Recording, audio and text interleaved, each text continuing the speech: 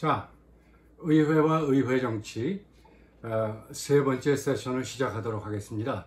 우리가 첫 번째, 두 번째 세션을 통해서 의회 정치의 기본 원리, 그 다음에 의회 기능 등에 관해서 얘기해 보았고, 또 전반적인 political system, 정치 체계의 운영이라는 측면에서 의회의 역할, 의미를 얘기해 보았습니다. 두 번째 세션 마지막에 말씀드렸습니다만, 오늘 우리는 의회 제도 그리고 의회 내의 권력 배분에 관해서 간단히 얘기해 보도록 하겠습니다. 의회 제도에 관해서는 이야기할 것들이 상당히 많이 있습니다만, 가장 중요한 것은 역시 원 구성입니다. 여러분이 알다시피 대한민국 국회는 하나의 원을 갖고 있습니다. 우리가 그것을 단원제 이렇게 부르죠. 영어로 unicameral 이렇게 얘기합니다만, 그런데 원이 두 개인 나라가 상당히 많습니다. 예컨대 영국도 원이 두 개입니다. 양원제 국가죠. 미국도 마찬가지로 원이 두 개고, 일본도 양원제 국가입니다. 우리가 원을 두 개 가진 의회 제도를 일컬어 bicameral system 이렇게 얘기를 하죠. 자, 그러면 왜 어떤 나라는 원이 하나이고 어떤 나라는 두 개일까? 그런 의문이 생기게 마련입니다만, 단원제나 양원제 모두 그 나라의 의회 정치가 그 위에서 이루어지는 아주 고유한 정치적 지형 혹은 역사적 지형을 반영하고 있다, 이렇게 얘기할 수 있습니다. 그러니까 의회 정치가 전개된 그런 역사적 맥락, 그 다음에 정치 경제적 환경, 그런 것들을 통해서 우리는 왜 어떤 나라는 단원제를 채택하고 어떤 나라는 양원제를 채택했을까를 논의해 볼 수 있다는 그런 뜻입니다. 먼저 미국 얘기를 잠깐 해볼까요? 미국은 상원과 하원 두 개의 원을 가지고 있죠. 그래서 미국 상원을 우리가 이렇게 부르지 않습니까? Senate 이렇게 부르고, 하원을 House of Representatives 이렇게 부릅니다. 그러면 도대체 왜 미국은 양원제 의회를 갖고 있을까? 이렇게 우리가 좀 생각해 볼 수 있는데, 아주 쉽게 말해서 미국이 가지고 있는 아주 고유한 정치 체제 혹은 정치 질서의 소산이다, 이렇게 이야기할 수 있죠. 미국의 상원은 50개의 주를 대표합니다. 다시 말해서 미국은 연방제 국가 아닙니까? 그래서 50개의 주가 있고, 각 주들은 상당한 정치 경제적 자치권을 갖고 있죠. 따라서 미국은 의회를 만들 때 일단 이 주를 대표하는 원을 구성해야 되겠다, 이런 생각을 했죠. 그리고 미국의 하원은 인구 비례에 따른 유권자들을 대표한다, 이렇게 볼 수 있습니다. 짧게 말해서 미국의 상원은 주 정부와 주 의회를 대표하는 기관이다, 이렇게 볼 수 있어요. 그래서 상원 의원이 모두 100명입니다. 자, 주가 50개가 있지 않습니까? 그 50개의 주를 대표하는 2명씩의 상원 의원이 있다, 이렇게 얘기하는 거죠. 그러니까 주가 굉장히 크거나 캘리포니아 주처럼, 아니면 주가 굉장히 작거나 상관없이 모든 주에 2명의 상원 의원을 배정한 거죠. 그래서 임기는 6년입니다. 2년마다 100명 가운데 3분의 1씩을 새로 선출을 하는 그런 재미있는 제도를 갖고 있어요. 물론 선출하는 방식은 유권자의 직접 선거입니다. 그래서 지금 어떻게 배분되어 있나를 아마도 공화당이 민주당보다 한 석이 많을 거예요. 그래서 공화당 50석, 민주당 49석, 그리고 아마 무소속 1석, 이렇게 100석이 있을 겁니다. 미국 상원의 의장은 부통령입니다. 그러니까 미국의 부통령은 상원 의장으로서의 그런 정치적 역할을 수행하고 있다, 이렇게 볼 수 있고요. 그 상원이 뭘 하느냐? 조금 이따 우리가 살펴볼 영국의 상원과 달리 미국 상원은 상당히 중요한 역할을 합니다. 예컨대 군의 해외 파병이라든가, 아니면은 조약의 승인이라든가, 고위 관료 임명을 동의한다든가, 이렇게 범국가적이고, 또 때에 따라서는 굉장히 긴급히 처리해야 될 사안들을 다루고 있다, 그런 측면에서 상당히 중요한 역할을 한다, 이렇게 볼 수 있죠. 미국 하원은 총 435석으로 구성되어 있습니다. 제가 기억하기에 공화당이 다수당이죠. 공화당이 220석이고 민주당이 211석이고 그리고 아마 빈자리가 4자리가 있다 이렇게 알고 있어요. 그래서 하원의 의장은 물론 다수당에서 나오고요. 그 다음에 하원 의원의 임기는 2년입니다. 그래서 2년마다 선거를 하기 때문에 두 번의 선거 중에 한 번은 꼭 대선과 대통령 선거와 겹치는 그런 형국입니다. 미국의 하원은 우리나라 의회가 수행하는 거의 모든 기능, 뭐 예산에 관련된 것, 뭐 여러 가지 법안의 통과 등, 그러니까 우리가 국회에 기대하는, 의회에 기대하는 그런 기능을 주로 하원이 수행한다. 이렇게 볼 수 있죠. 그러니까 미국은 애당초 연방제 국가로 출발했기 때문에 각주를 대표해야 함과 동시에 유권자를 대표해야 된다. 이런 이제 이중적 대표성의 구조죠. 바로 그렇기 때문에 미국은 이러한 지형위에서 상원과 하원, 즉 양원제를 채택했다. 이렇게 볼 수 있습니다. 영국도 양원제입니다. 바이캐머럴이죠. 그런데 왜 양원제를 갖게 되었나? 긴 영국 정치사 속에서 가장 중요한 국면 중에 하나는 계급 간의 타협이었습니다. 그러니까 국왕과 또 귀족과 평민 간의 타협, 그 소산으로 영국은 양원제를 갖게 되었다. 이렇게 얘기할 수 있죠. 영국 상원은 이름이 아주 영국의 정치 질서, 영국 정치를 구성하고 있는 세 가지 세력을 잘 보여주는 그런 이름을 갖고 있어요. 그래서 상원의 이름은 House of Lords입니다. 말 그대로 귀족원이죠. 재미있는 것은 이 영국 상원, 즉 귀족원의 의원들은 국민에 의해서 선출되는 것이 아닙니다. 일단 도대체 이들이 누구냐? 두 가지 부류인데, 첫 번째는 성직 귀족들, 그러니까 영국 성공회의 높은 사람들, 그 사람들 다 귀족이거든요. 그 다음에 세속 귀족, 이 두 부류가 영국의 귀족원을 구성합니다. 그럼 이 사람들은 도대체 어떻게 상원의원이 되나, 귀족원 의원이 되나? 92명이 자체적으로 선출되는 세습귀족들입니다. 그러니까 세습귀족은 자기가 계속 세습되는 사람들을 말하는 거죠. 그러니까 어떤 집안에 아버지가 귀족이에요. 그런데 세습귀족이기 때문에 아버지가 상원의원이면 아들도 상원의원이 된다. 뭐 이런 얘기죠. 이렇게 자체적으로 선출되는 92명의 세습귀족을 제외하고는 모두 총리의 추천에 따라 국왕이 지명합니다. 그렇기 때문에 정원, 다시 말해서 수가 정해져 있지 않습니다. 제가 녹화하기 전에 잠깐 자료를 찾아보니까 806명의 귀족원 의원이 있다는 것을 알게 되었습니다. 그런데 역할이 그렇게 정치적으로 중요하지는 않습니다. 물론 하원이 통과시킨 법안을 심의하고 검토해서 법안에 마음에 들지 않을 경우 그 법안의 통과를 지연시킬 수는 있죠. 그러나 하원에 비해서, 하원을 평민원 이렇게 부릅니다만, 귀족원의 정치적인 영향력이 그렇게 크다고는 볼 수 없습니다. 2005년까지는 대법원의 역할을 수행했습니다. 그런데 2005년에 대법원 제도가 새로 만들어지면서 이제 그 역할이 없어졌습니다만, 그러니까 2005년 2년까지는 영국의 최고법원의 역할을 수행했다. 이렇게 얘기할 수 있죠. 영국 하원은 그 역할이 미국 하원과 비슷합니다만 굉장히 중요한 역할을 하고 있죠. 그러니까 영국은 의회제 국가 아닙니까? 그래서 하원의 다수당이 영국의 내각, 곧 행정부를 구성하게 되죠. 그러니까 하원 의원들이 총리도 되고 각 부처의 장관도 되고, 그런 의미에서 굉장히 중요하다라고 얘기할 수 있고요. 대개 보통선거제, 소선거제를 통해서 직접 선출되고요. 650명으로 알고 있습니다. 그러니까 영국은 긴 정치사 속에서 국왕과 귀족과 평민 간의 타협의 문화가 만들어졌고, 타협의 어떤 정치적 절차가 만들어졌고, 이들을 대표하기 위해서 귀족원과 평민원을 따로 두게 되었다. 이렇게 볼 수 있습니다. 일본도 양원제거든요. 한번 일본은 도대체 왜 양원제를 채택했을까? 한번 찾아보시는 것도 굉장히 재미날 것 같습니다. 근데 물론 이런 얘기들을 합니다.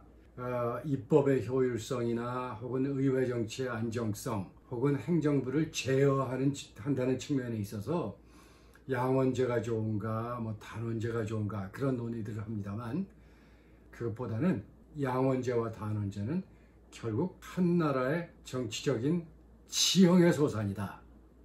그렇기 때문에 무엇이 더 입법 효율성이나 뭐 정치적 안정에 있어서 낫다 못하다 이렇게 얘기하기는 좀 어렵다, 이렇게 볼 수 있죠. 자, 그 다음에 이제 우리가 의회 정치를 얘기할 때 굉장히 중요한 국면이 있는데요. 그게 의회 내의 권력 배분 문제입니다. 의회 내의 권력 배분은 결국 의회에 진출한 정당 간의 권력 배분 문제인데 굉장히 중요합니다. 왜냐하면 특히 의회제 국가에 있어서 행정부, 내각의 안정성은 바로 이러한 의회 내 권력 배분에 따라 결정되기 때문입니다. 의회 내에 굉장히 많은 수의 정당이 이제 진입을 해서 의석을 확보하고 다수당이 없을 경우 이제 연합정부를 만들어야 되지 않습니까? 연합정부는 성격상 굉장히 불안합니다. 또 대통령제의 경우에 있어서도 의회 내 권력 부분이 정말 중요합니다. 지금 한국 정치의 현실을 보면 여러분 쉽게 파악할 수 있지 않습니까? 우리나라 국의회, 즉 국회에서 제일 많은 의석을 차지하고 있는 당은 어디입니까? 민주당 아닙니까? 그런데 대통령은 어떻습니까? 민주당 출신이 아니죠. 국민의힘의 대통령 아닙니까? 그러니까 대통령과 다수당이 같은 당에서 나온다면 굉장히 대통령이 일하기가 쉽죠. 대통령이 제안하는 법안을 쉽사리 통과시킬 수 있으니까. 그런데 그렇지 않아요. 그래서 어떻게 공격합니까? 정부의 발목을 잡고 있다, 이렇게 얘기를 하잖아요. 그래서 대통령제 국가에 있어서 대통령이 다수당의 출신이라면 상당히 안정적으로 국정을 운영할 수 있는데, 그렇지 않을 경우 큰 문제가 발생하는 거죠. 이런 측면에서 여소야대라는 말이 있지 않습니까? 여소야대가 무슨 뜻입니까? 결국 여당 대통령이 있는데 그 여당이 다수당이 아니라는 얘기죠. 그러면 이제 우리가 매일매일 보는 그런 문제점이 드러나게 되는 겁니다. 그래서 흔히들 그 국회 내에 너무 당이 많으면 복잡해, 이런 얘기들을 해요. 그래서 양당제가 제일 나아, 뭐 이런 주장을 하는 분들도 있습니다만, 여러분, 국회 내에 몇 개의 당이 진출했느냐가 중요한 건 아닙니다. 양당제를 생각해 보면 굉장히 안정적일 것 같지 않아요? 그런데 두 개의 당이 의석을 차지했는데 그 중에 한 정당이 의석의 90%를 가져버리면 그건 사실 엄격한 의미에 있어서 양당제는 아니지요. 사실 10%를 차지한 그 정당은 정치적인 영향력이 거의 없다고 봐야 되지 않겠습니까? 그건 거의 일당 국가에 가까운 그런 경우죠. 그래서 정치학자들이 이처럼 행정부의 안정적 운영, 더 나아가 정치 체계 자체의 안정적 운영을 결정하는, 혹은 그 안정도에 절대적인 영향력을 주는 그런 의회 내 권력 배분을 어떻게 파악하면 좋을까, 이런 생각을 많이 했습니다. 그래서 1967년에 다글라스 레이라는 미국 정치학자가 굉장히 재미있는 공식을 하나 만들었습니다. 그리 복잡한 공식이 아니니까 제가 여기 한번 써볼게요.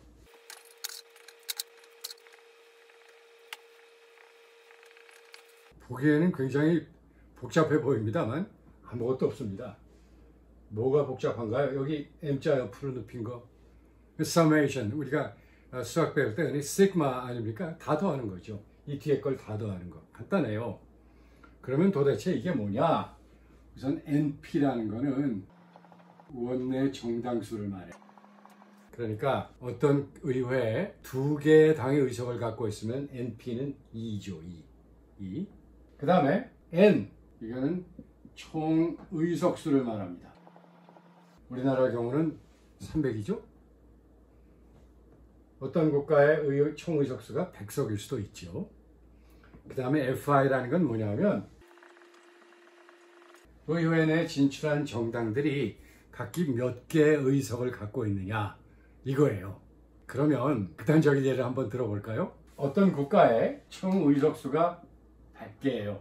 그 다음에 한 정당이 이 의석을 모두 다 차지하고 있어요. 그렇게 될 경우 어떻게 될까요? 여기는 199 이렇게 되겠죠.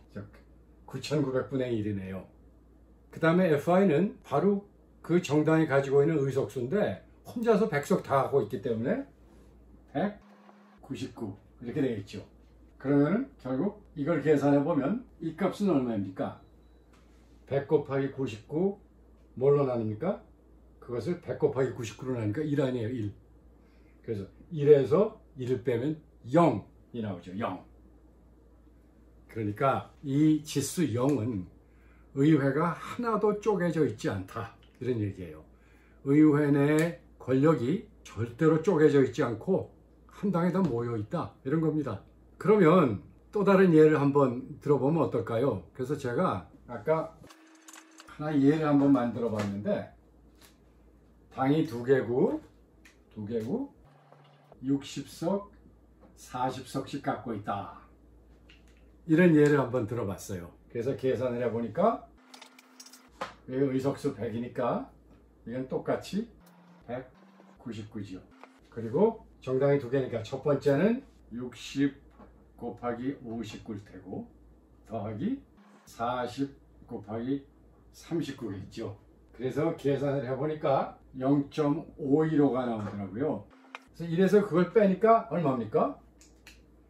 0.485. 이게 바로 이 나라의 의회 분절도다. 이 공식이 쓸모가 있는 거는 단순히 어떤 국회, 어떤 의회 내에 몇 개의 정당이 진출했는가만을 가지고 의회 내 권력이 어떻게 나누어져 있나를 보는 게 아니고, 그것도 중요하지만 이 정당들이 도대체 몇 석을 갖고 있는가를 동시에 우리가 고려해야 된다. 그래서 소위 의회 내 정당수와 의회 내 정당이 가지고 있는, 차지하고 있는 의석수를 두 개를 동시에 고려해서 이 의회가 얼마나 쪼개져 있는가를 파악할 수 있다는 그런 뜻입니다. 그래서 이 지표를 이렇게 부릅니다. Parliamentary Fractionalization, 우리말로 의회 분절도 이렇게 부르거든요. 꽤 쓸모가 있는 그런 지표입니다. 이 정치학 개론 강의 서두에 우리가 이런 얘기를 했죠. 모든 과학적 연구는 왜 어떤 현상이 발생하는가? Why?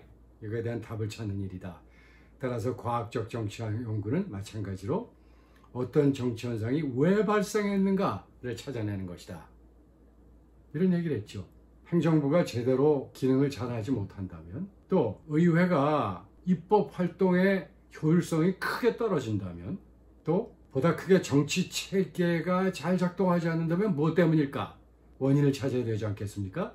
의회 정치의 측면에서 아마 이러한 현상의 굉장히 중요한 원인 중에 하나가 굉장히 높은 의회 분절도일 가능성이 있다. 이런 얘기예요. 또 우리는 이렇게 질문을 던질 수도 있어요. 어떤 국회가 굉장히 심각하게 분절이 되어 있는데 왜 그럴까? 그러니까 우리는 의회 분절도를 이용하여 어떤 Y를 설명할 수 있고, 또 역으로 이걸 Y로 놓고 어떤 X가 이렇게 심한 의회 분절을 초래했는가, 이렇게 우리가 볼 수도 있다는 뜻이에요. 그래서 굉장히 간단한 공식입니다. 수학이라고 부르기도 힘든 그런 아주 간단한 그런 공식 아닙니까? 다시 말씀드리면 N은 총 의석수, NP는 의회 내 진출한 정당의 수, FI는 각 정당이 차지하고 있는 의석수입니다. 그래서 중앙선거관리위원회 홈페이지에 가면 현재 우리나라 의회, 국회에 몇 개의 정당이 진출했나, 그리고 각 정당은 몇 개의 의석을 갖고 있는가에 관한 자료가 금방 나오죠. 그걸 이용해서 현재 한국의 의회 분절도를 계산해 보는 것도 꽤 재미있을 것 같습니다. 그걸 보면 우리나라 의회가 소위 정당 간의 권력 배분에 있어서 얼마나 쪼개져 있는가를 파악할 수 있기 때문이지요. 의회에 관한 이야기는 사실은 정당, 선거에 관한 논의와 연결이 됩니다. 그래서 의회에 관한 논의는 일단 이것으로 마치고, 이제 다음 8강부터는 정당과 선거 얘기를 하도록 하겠습니다. 그러면 의회와 의회 정치 제7강은 이것으로 마무리하겠습니다.